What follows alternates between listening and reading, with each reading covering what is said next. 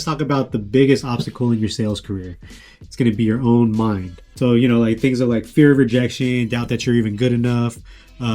Sometimes even feeling like sales is too pushy, feeling that as soon as they get on the phone that they're going to hang up. That's all the limiting beliefs in your head that is going to hold you back. Cure to all of those limiting beliefs is going to always be more practice, more training, because now you're starting to build up that confidence and you know that you've been through it before. We're going to help you go through all the objections, everything that can happen.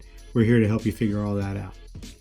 But other ways you can handle that is just the whole mindset really matters. What you listen to, the kind of music you listen to, what you put in your ear, the people that you're around, all of that's going to have an effect on the way your mindset works and what kind of beliefs you have. Are you feeding good things into your mind, or is it just negative, trash, all that? So really something to think about. So with that being said, like the whole limiting beliefs, it starts with the mind. It starts with repetition, writing down thoughts, and practice. Okay, I'll see you in the next lesson.